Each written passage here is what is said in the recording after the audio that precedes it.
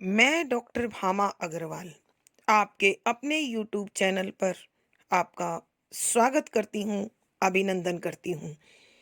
आइए प्यारे बच्चों, आज हम बिहारी जी का अध्ययन आरंभ करते हैं। बिहारी जी की यश का आधार उनकी एकमात्र पुस्तक जो हमें प्राप्त होती है वो बिहारी सतसई है, जिसमें उन्होंने 713 दोहे लिखे हैं और उनके दोहों के लिए अत्यंत प्रसिद्ध पंक्तियां हैं। सतसैया के दोहरे जो नावक के तीर, देखन में छोटे लगें बेंधे सकल शरीर। अर्थात ये दो पंक्ति वाले दोहे अपने आप में एक अद्भुत भाव सौंदर्य, कल्पना सौंदर्य, विषय सौंदर्य और शिल्प सौंदर्य समेटे हुए हैं। इन दोहों के अध्ययन से हमें यह भी जानकारी मिलती है कि बिहारी जी एक सामान्य व्यक्तित्व नहीं है। वो अनेक विधाओं का और अनेक विषयों का अत्यंत प्रबुद्धता से, अत्यंत बारीकी से ज्ञान रखते थे।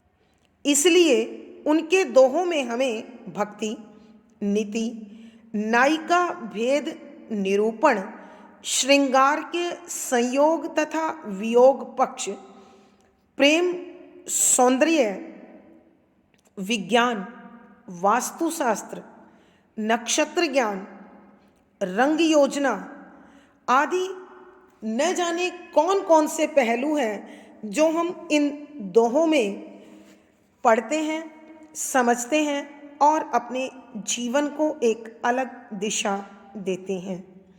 यहाँ कवि ने प्रभु के प्रति उल्हाना भी दिया है, अपना प्रेम भी जताया है और उन्होंने यह भी बताया है कि प्रभु, मुझ जैसे पापी से अब आपका पाला पड़ा है। जब मुझे मुक्त करके दिखाओगे तो जानूंगा। यानी कहीं कहीं वह उन्हें चुनौती देते हुए भी दिखाई देते हैं।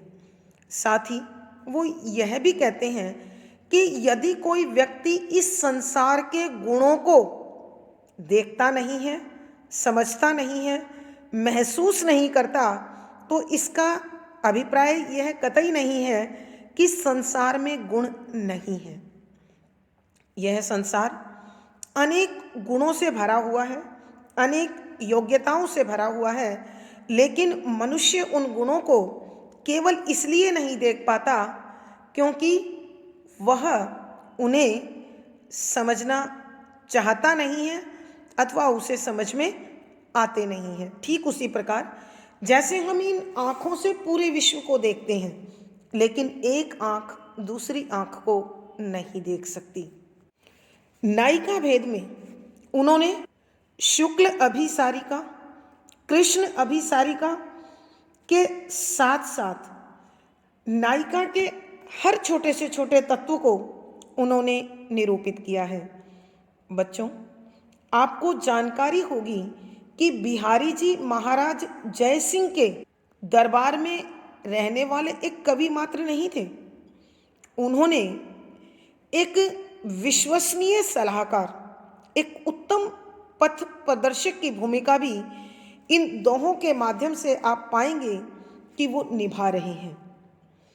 तो हम यही कहेंगे, बिहारी जी के ये दोहे वास्तव में अपने अंदर बहुत कुछ समेटे हुए हैं। हम उनमें सृष्टि का लगभग या अधिकांश प्रकार का प्रयोग, भाव सौंदर्य, ज्ञान, विज्ञान आदि यहाँ देखेंगे, समझेंगे और हमें महसूस होगा कि वह एक ऐसे व्यक्तित्व हैं जिन्होंने अपनी लेखनी विविध विषयों पर चलाई और लगभग मानव जीवन के अधिकांश पहलुओं को उकेर कर मानव मात्र का पथ प्रदर्शन किया, उनके जीवन को आलोकित किया। आइए देखते हैं इन दोहों में कविवर क्या समझाना चाहते हैं। दोहा संख्या 42। कौन सुने का सो कहूँ, सूरति बिसारी नह, बदा बदी जो लेत हैं, ए बदरा बदरह।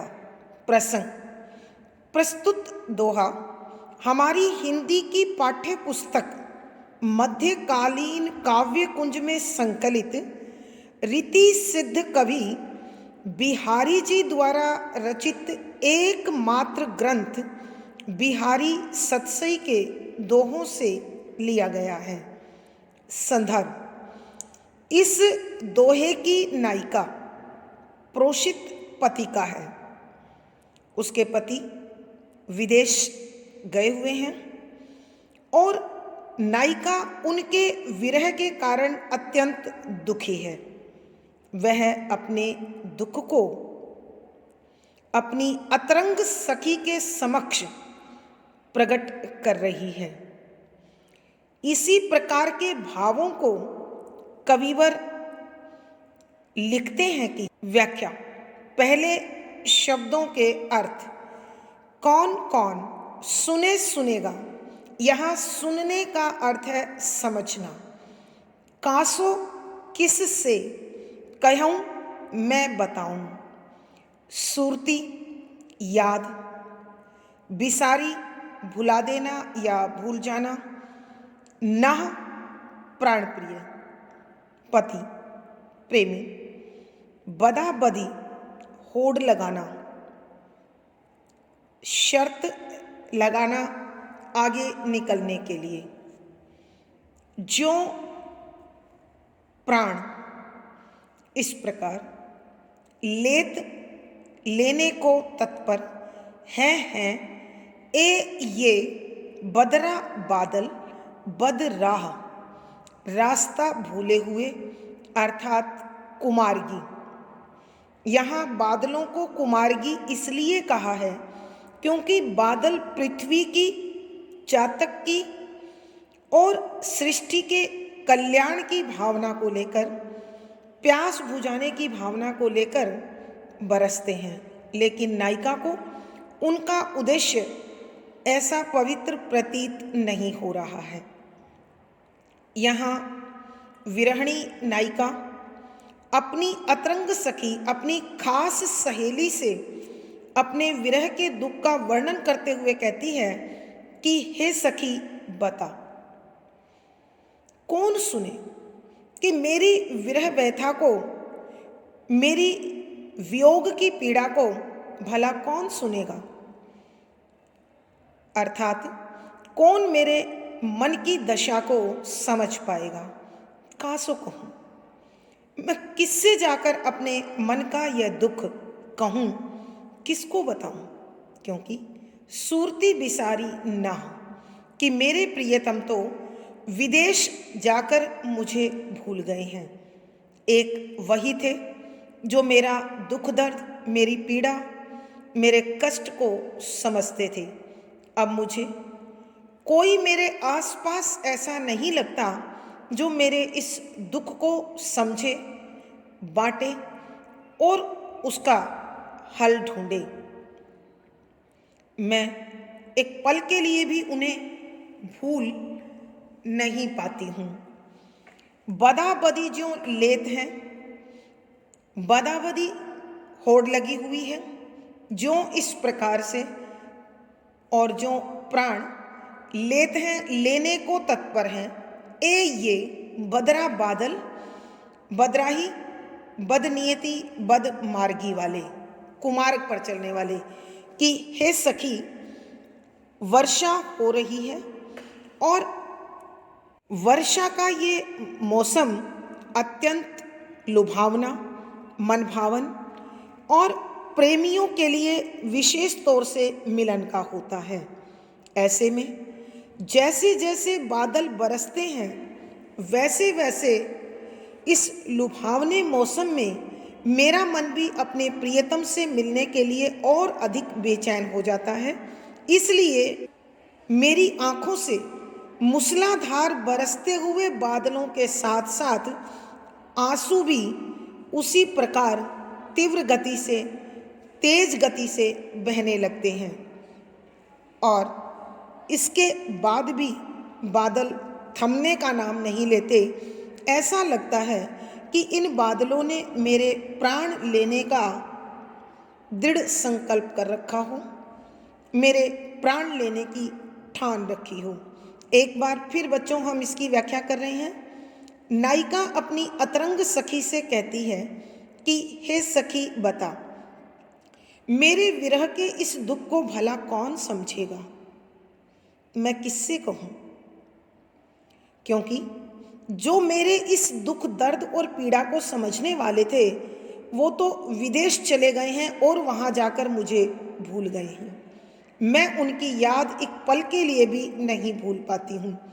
और फिर सखी, ये वर्षा ऋतु, प्रेमियों के मिलन का मौसम, अत्यंत लुभावना और मनभावन इस मौसम में मेरे प्रियतम और भी अधिक याद आते हैं और आँखों से आंसू उसी प्रकार बरसते हैं जैसे आकाश के ये बादल मूसलाधार बारिश कर रहे हैं। ऐसा लगता है कि ये बादल भी कुमार्ग पर चलने लगे हैं और इन्होंने मेरे प्राण लेने की ठान ली है। भावार्थ, कवि के कहने का भाव यह है कि नायिका की विरह दशा अत्यंत मार्मिक है और वर्षा ऋतु में वह और अधिक बढ़ जाती है। विशेष यहाँ प्रकृति के उद्दीपन रूप का चित्रण है। उद्दीपन रूप होता है, उद्दीपन माने होता है जागृत करने वाला, यानी ऐसा मौसम जो प्रेम के भाव को और बढ़ा रहा है। तो इसलिए प्रकृति का उद्दीपन रूप है जिसने नायिका की विरह वेदना को और अधिक बढ़ा दिया है। शुद्ध साहित्यिक ब्रज भाषा का प्रयोग है, वियोग श्रृंगार रस है, माधुर्य गुण है, दोहा छंद गेय शैली और संगीतात्मकता है।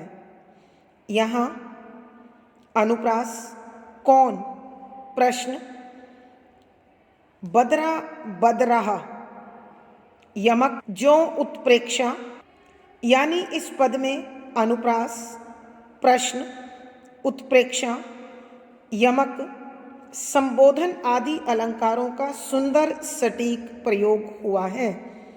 प्यारे बच्चों, एक विशेष शब्द का इस्तेमाल मैंने संदर्भ में किया है, प्रोसित पतिका।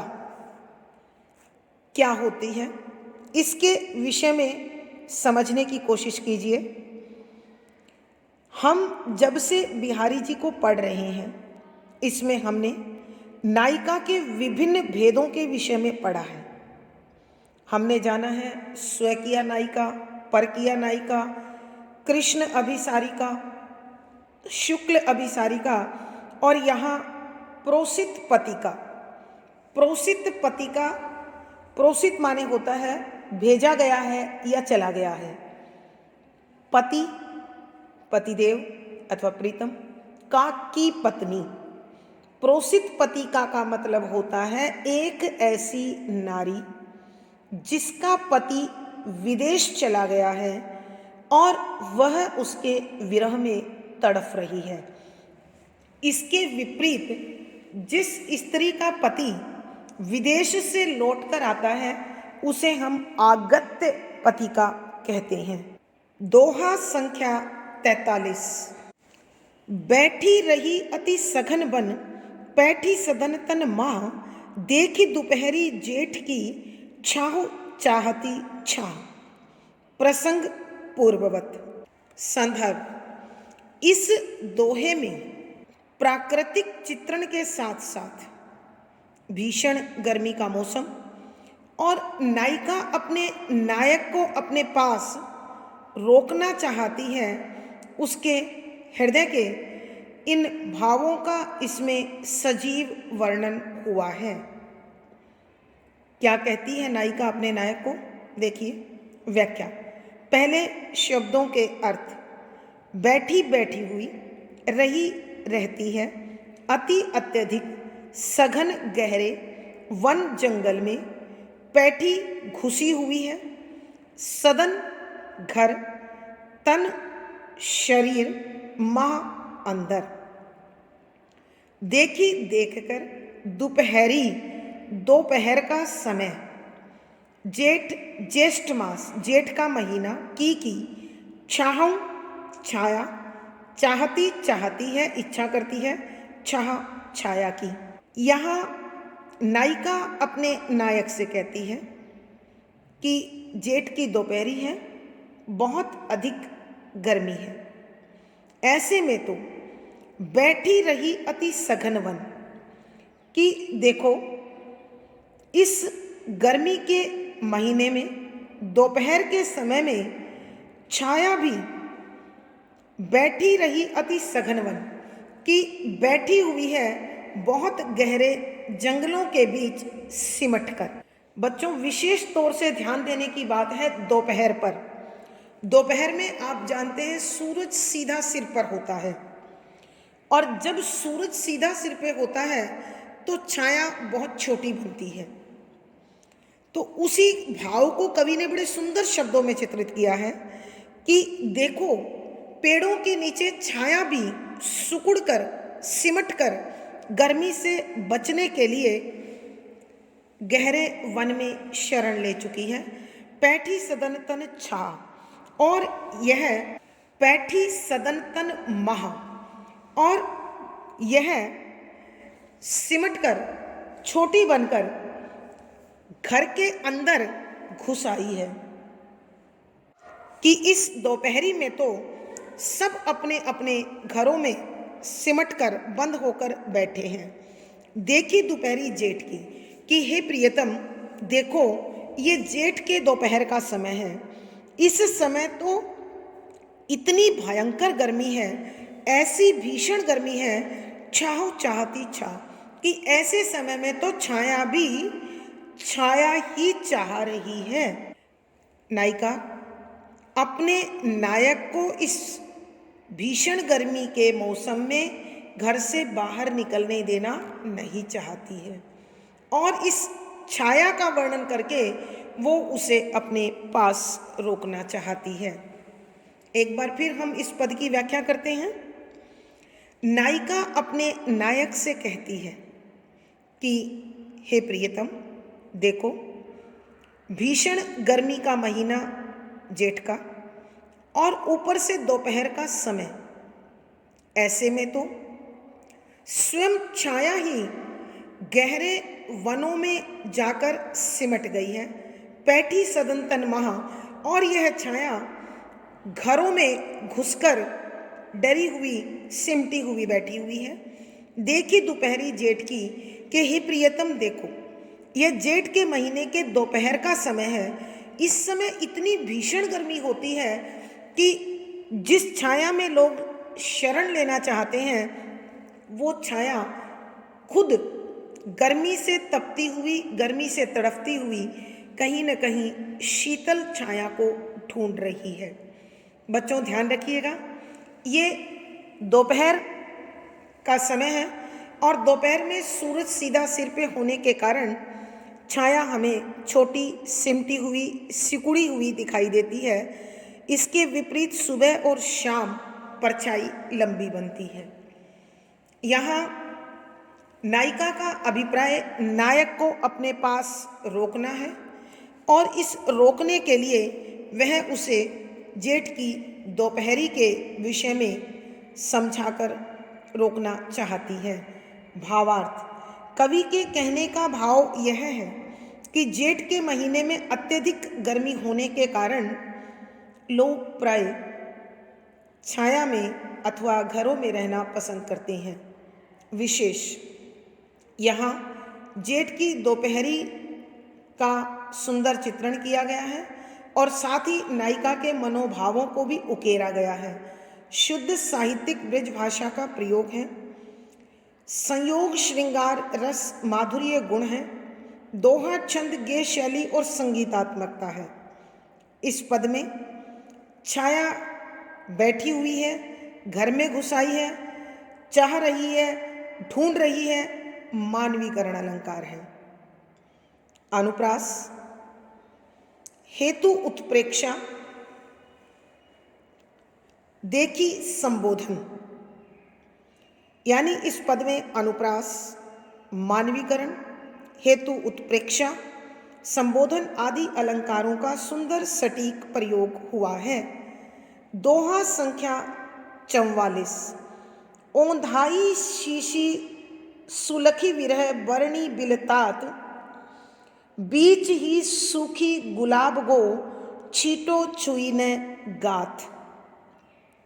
प्रसंग पूर्ववत संदर्भ। यहाँ नायिका का जो विरह, जो वियोग है, वह अत्यंत प्रबल है और इस प्रबलता के कारण उसका शरीर जल जल कर आ रहा है। उसके शरीर में अत्यधिक तपन हो रही है और वो उस तपन के कारण तड़फ रही है। इसे हम ऊहात्मक वर्णन कहते हैं। तो ऊहात्मक का मतलब होता है जब कोई जलने के कारण तड़फता है, तो ऊहात्मक वर्णन किया गया है। यहाँ नायिका की सखी उसे शीतलता प्रदान करने के लिए गुलाब जल उस पर छिड़कना चाह रही है, लेकिन उसका क्या प्रभाव हुआ, उसका कैसा असर नायिका के शरीर पर हुआ या नहीं हुआ, उस सब का वर्णन इस दोहे में किया गया है। प्रस्तुत है व्याख्या। पहले शब्दों के अर्थ। ओधाई, ओधाई का मतलब पलट दी, उलट दी, उस पर डाल दी। शीशी, शीशी बॉटल। सुलखी, सु माने अच्छी तरह, लखी माने देखकर अर्थात समझकर। विरह वियोग। बरनी जलती हुई। बिलतात तड़फती हुई, बेचैन। बीच ही यानी शीशी और नायिका के बीच की जो दूरी है उसी में। सूखी सूख, गुलाब गुलाब जल। गो गया, छीटो एक बूंद छीटा भी, छुई स्पर्श किया, न नहीं गात शरीर ने।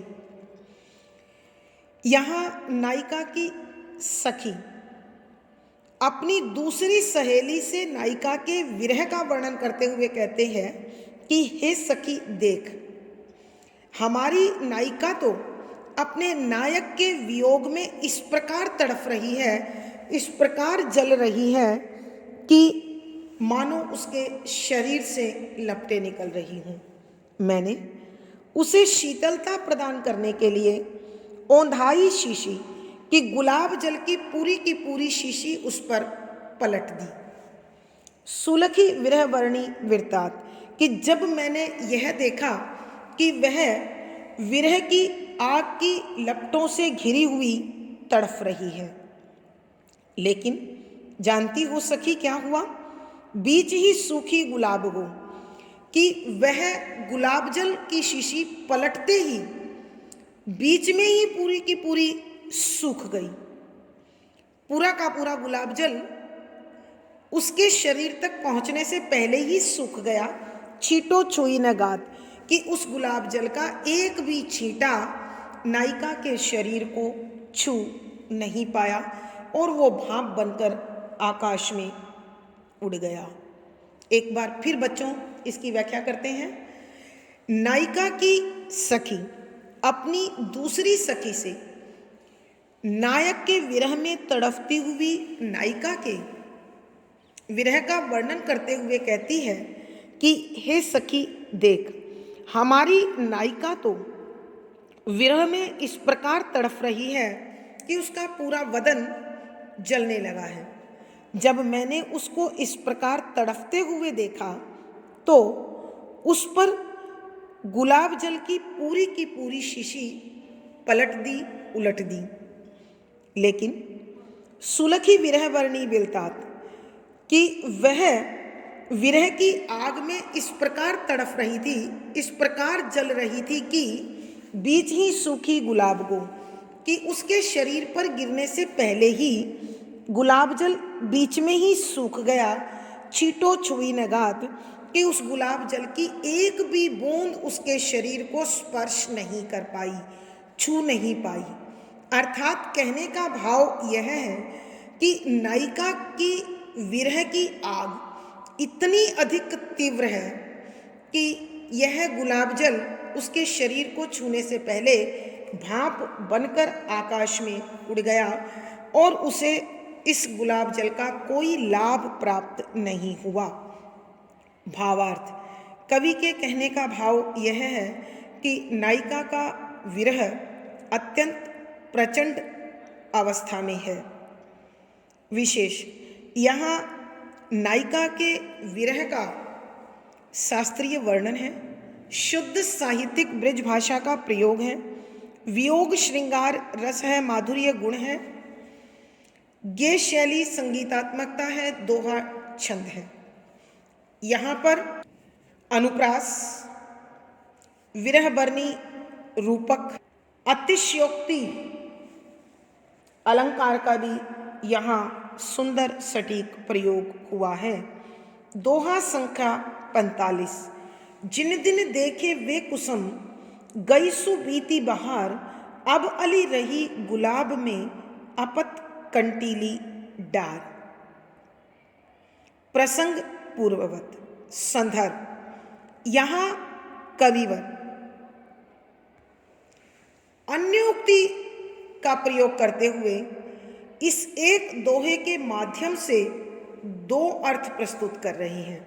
सबसे पहला संबोधन तो उनका भंवरे को है, जिसके अंतर्गत कवि कहते हैं कि व्याख्या, पहले शब्दों के अर्थ। जिन दिन, ये उन दिनों की बात है जब गुलाब की झाड़ी पर बहुत अधिक फूल उगे हुए थे, देखे देखे थे वे वो कुसुम फूल, गई बीत गई सु अच्छे दिनों वाली, बीती बहार की बसंत बहार का मौसम चला गया। अब इसके बाद तो अली भ्रमर रही रही है गुलाब गुलाब में, अपत पत्तों से रहित, कंटीली कांटों से भरी हुई डार, डाली अथवा शाखा। इस दोहे में कविवर भंवरे को संबोधित करते हुए कह रहे हैं कि हे भंवरे, अब तू इस गुलाब की झाड़ी को छोड़कर कहीं और चला जा, क्योंकि इससे तेरा भला नहीं हो सकता, तुझे इससे कोई लाभ नहीं मिल सकता, क्योंकि वो जिन दिन देखे वे कुसुम, गई सु बीती बहार, कि बसंत बहार का वो मौसम अब चला गया है। जब तूने इस झाड़ी में बहुत सारे गुलाब के खिले हुए फूलों को देखा था और तूने उनसे भरपूर पराग प्राप्त किया था, लेकिन अब अली रही गुलाब में अपत कंटीली डार, कि अब तो हे भंवरे इस गुलाब की झाड़ी में केवल पत्तों से रहित कांटेदार शाखाएं ही शेष बच गई है, अर्थात अब तुझे इससे कोई लाभ प्राप्त नहीं हो सकता। इसलिए तू अपना स्थान बदल ले, क्योंकि यहाँ तेरी ज़रूरत, तेरी आवश्यकता पूर्ण नहीं हो सकती। अन्य उक्ति में जो दूसरा अर्थ कविवर प्रस्तुत करते हैं, एक ऐसे सेवक का वर्णन है जब उसका मालिक गरीब हो जाता है, तो उस सेवक को संबोधित करते हुए कवि कहते हैं कि हे सेवक, जब तेरे मालिक के पास बहुत अधिक धन था, वैभव था, सुख था, तो तुझे भी वेतन मिल रहा था, जिससे तेरी आजीविका, तेरा घर, तेरा जीवन चल रहा था। लेकिन अब जब स्वयं मालिक के पास ही पर्याप्त धन नहीं है, उसकी अपनी ज़रूरतें ही पूरी नहीं हो रही है, वो खुद वैभवहीन गरीब हो गया है, तो भला वो तुझे कहाँ से क्या कुछ देगा। इसलिए तू अब इसे छोड़कर कहीं और जाकर अपना काम ढूंढ ले। भावार्थ, कवि के कहने का भाव यह है कि प्रकृति में समय कभी एक जैसा नहीं होता। जो लोग अपनी आवश्यकता के अनुसार किसी के साथ जुड़े हुए होते हैं, आवश्यकता पूर्ण ना होने पर वो उसका साथ छोड़ने को मजबूर हो जाते हैं। विशेष यहाँ कवि ने बदलती हुई प्रकृति के माध्यम से मानव के जीवन के बदलते हुए समय का वर्णन किया है। शुद्ध साहित्यिक ब्रज भाषा का प्रयोग है। यहाँ शांत रस प्रसाद गुण है। दोहा छंद गेय शैली और संगीतात्मकता है। इस पद में अनुप्रास, संबोधन, अन्योक्ति, उल्लेख, स्मरण आदि अलंकारों का सुंदर सटीक प्रयोग हुआ है। दोहा संख्या 46। होही बोरी विरह बस, कै बोरो सबु गाँव, कहा जानी ए कहत हैं, शशि शीत कर नाव। प्रसंग पूर्ववत। संदर्भ, यहाँ इस दोहे में रीति सिद्ध कवि बिहारी जी नायिका के उसी विरह का अत्यंत मनोरम वर्णन किया है और इसमें विरहणी नायिका अपनी एक सखी के समक्ष अपनी मनोदशा का और उसकी विरह के कारण समाज में, गांव में जो उस पर आक्षेप लग रहे हैं, जो उस पर टिप्पणी की जा रही है, जो उसे कहा जा रहा है, उसे बताते हुए कहती है कि व्याख्या। पहले शब्दों के अर्थ। हो मैं, ही केवल, बौरी पागल, विरह वियोग वश के कारण से, कि हे सखी ऐसा लगता है कि मैं विरह के कारण पागल हो गई हूँ। अब वो सखी से पूछ रही है, केवल मैं ही पागल हो गई हूँ का अथवा बौरो पगला गया है, सबू गांव, अथवा ये पूरा का पूरा गांव ही पागल हो गया है। कहा जानी ये कहत है कि इस प्रकार का कहा जाता है, बताया जाता है, ससई शीतकर नाव, कि चंद्रमा को शीतकर कहा जाता है, अर्थात शीतलता देने वाला कहते हैं। लेकिन क्यों कहते हैं मुझे समझ नहीं आता है, क्योंकि नायिका को तो चंद्रमा की चांदनी शीतलता देने की बजाय पीड़ा दे रही है, उसे विरह की तपन दे रही है। बच्चों, जो प्राकृतिक अवयव नायक और नायिका के मिलन की अवस्था में सुखकर होते हैं, वियोग में वही दुखदाई हो जाते हैं। इसलिए नायिका को चंद्रमा का एक नाम जो शीतकर है वो विचित्र लगता है, अनोखा लगता है, गलत लगता है। एक बार फिर बच्चों इस पद की हम दोबारा व्याख्या कर रहे हैं। नायिका अपनी सखी से कहती है, मुझे ऐसा लगता है कि मैं अपने प्रियतम से बिछुड़ने के बाद, अपने नायक से बिछुड़ने के बाद पागल हो गई हूँ। सखी तू ही बता, मैं ही विरह के कारण पागल हुई हूँ अथवा ये पूरा का पूरा गांव पागल हो गया है। ये लोग चंद्रमा को शीतकर नाम से पुकार रहे हैं। बताओ ये सही कैसे हो सकता है, क्योंकि यह चंद्रमा तो मुझे शीतलता देने की बजाय विरह की तपन दे रहा है। हम सब जानते हैं कि नायक नायिका के मिलन के पलों में जो प्राकृतिक अवयव उनके लिए सुखकर प्रेम को बढ़ाने वाले होते हैं, विरह की दशा में वही वियोग और तड़फ बढ़ाने वाले होते हैं। भावार्थ, कहने का भाव यह है कि विरहणी नायिका को शीतल देने वाले तत्व भी दाहक जलाने वाले प्रतीत हो रहे हैं। विशेष यहाँ नायिका के विरह का वर्णन किया गया है। शुद्ध साहित्यिक ब्रज भाषा का प्रयोग है। वियोग श्रृंगार रस है, माधुर्य गुण है। दोहा छंद गेय शैली और संगीतात्मकता है। प्यारे बच्चों, इस दोहे में होही, बौरी, विरहबस, अनुप्रास, विरहबस, पदमैत्री और कारण, क, संदेह आदि अलंकारों का सुंदर सटीक प्रयोग हुआ है। आज की कक्षा में बस इतना ही। अगली वीडियो में फिर मुलाकात होगी। आशा है पढ़ा गया विषय आपको समझ में आ रहा होगा। अपने भाव कमेंट बॉक्स में लिखकर बताएं। वीडियो को लाइक करें, शेयर करें और चैनल सब्सक्राइब करें। प्यारे बच्चों, आपका दिन और जीवन मंगलमय हो, इसी शुभकामना के साथ धन्यवाद, आभार।